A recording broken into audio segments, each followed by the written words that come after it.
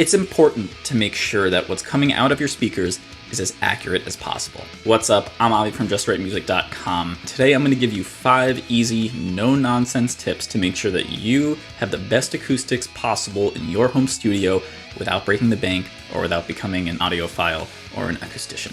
Before we get into it, if you're new to the channel, be sure to hit the subscribe button and bell below for more videos helping you make better music and stay sane as an artist. And apparently also give home studio tips. So yeah, this one's a little bit different. I think I've only done one other video in the home studio space, but we're gonna give it a shot. I do think it's important to give this stuff some thought, but I really don't want you to go crazy about it. So I'm literally just gonna give you 5 things that you really need to know, and that's it. You really don't need to go much further than that unless you really want to. Really. Building a home studio can be a huge nightmare, especially without guidance or too much guidance. There's a sweet spot here that I'm trying to find. Most of us aren't building big studios or fancy control rooms or anything like that, so we don't really need to go super crazy. We don't really need to get any treatment or anything like that. These are basic, no-nonsense tips that you don't have to be an engineer or an acoustician to understand. Let's get into it. The first tip number 1, numero uno. Try and set your home studio up in a rectangular room. Square rooms cause a lot of acoustic phenomena like standing waves and reflections and a lot of things that I really don't know a lot about. These are the things that people usually try to avoid when they're setting up acoustic treatment.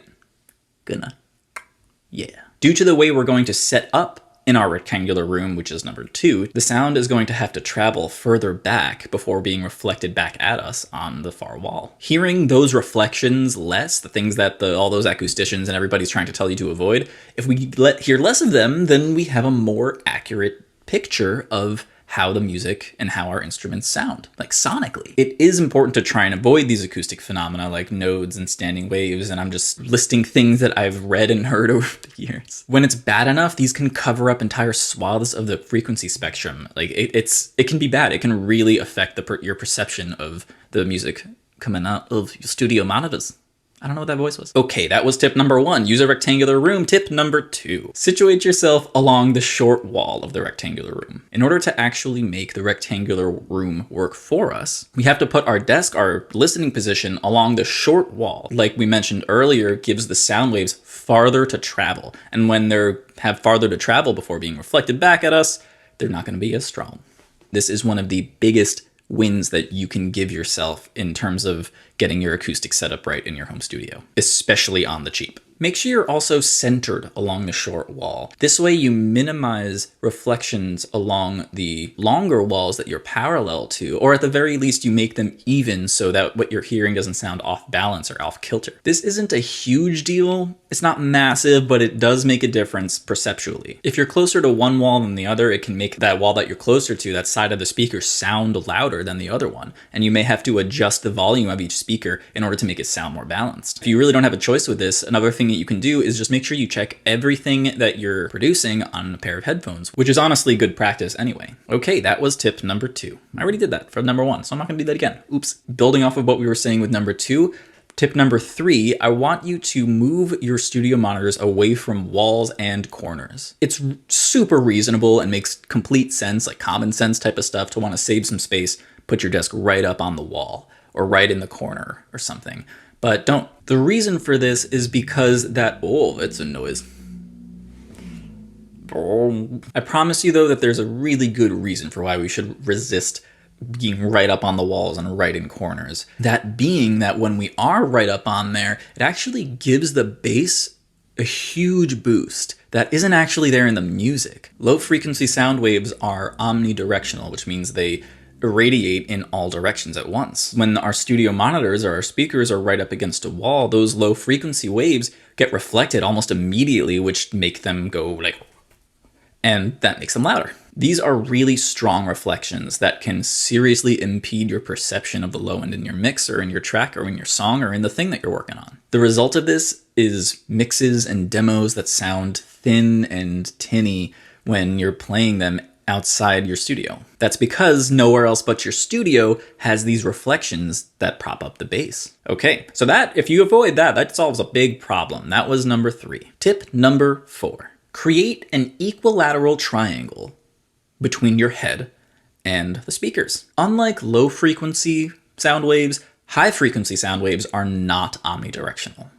They're just directional. This is why you only hear the bass through your neighbor's wall or through your roommate's wall or through that car coming down the street. That's why the bass is so prevalent and you don't hear any of the actual high end. But this also means that we have to be careful about where we're firing the tweeters and the woofers. This means that we need to be careful about where we're firing the woofers and where we're directing the tweeters so that we have as accurate a picture of the high end as possible. Even just a few inches can shape your perception of what the high end sounds like, and you're going to be making all of your creative decisions through that. There is some new technology that is coming out that's really cool that can kind of increase that sweet spot for the tweeters. I personally never used any of those monitors, but if it works as advertised, that's pretty great. The human ear hears best in the 2 to 8K range. That means that any instruments you have or anything you have going on in this frequency range has to be really clear and sound really good, honestly, in order for people to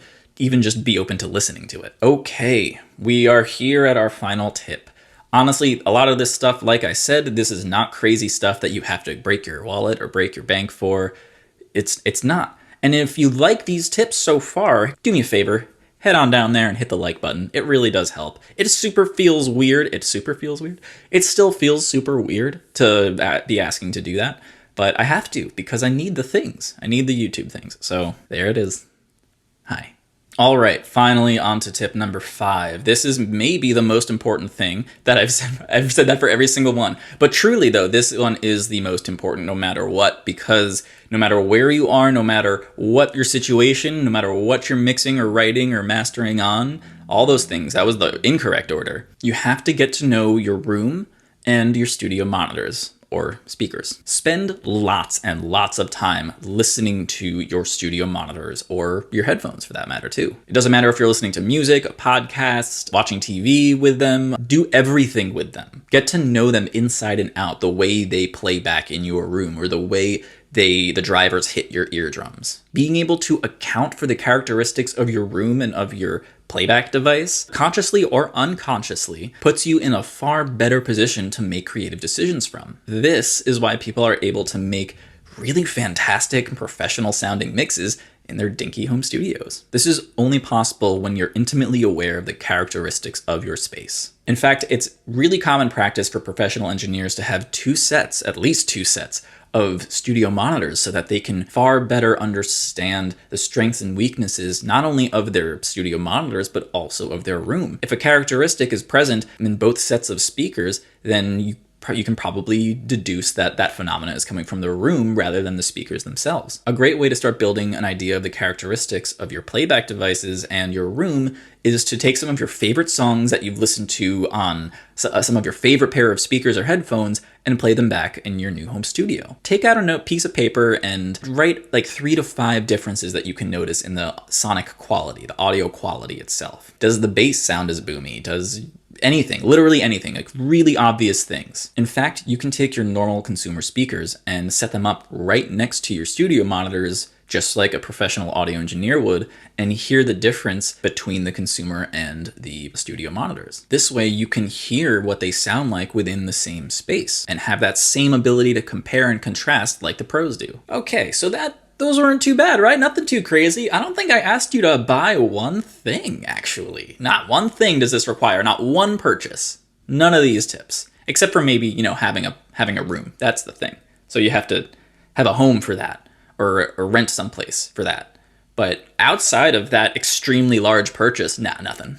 I get that all 5 of these might not be possible. The room I'm currently in right now is barely a rectangle. It's not great. And my listening situation for engineering is actually in the other room, because that's along the far wall, and my partner is being awesome about that. Even if you can only do 3 or 4 of these tips, especially number 5, you're going to gain more accuracy in your sonic picture. What did you think of these tips? Did one help you more than the others? Was one just like, oh man, that makes so much sense, I should totally do that? Which one are you about to go and do right now? Let me know down in the comments with your favorite tip, or maybe a tip of your own that you'd like to share that I didn't mention. Maybe you think everybody needs bass traps in every corner, or everything it needs to be I don't know, I'm not an expert, maybe you are. Let me know if I got something wrong. Now that you have your home studio set up in the most optimal way possible, you can really focus on making your music the best it can be.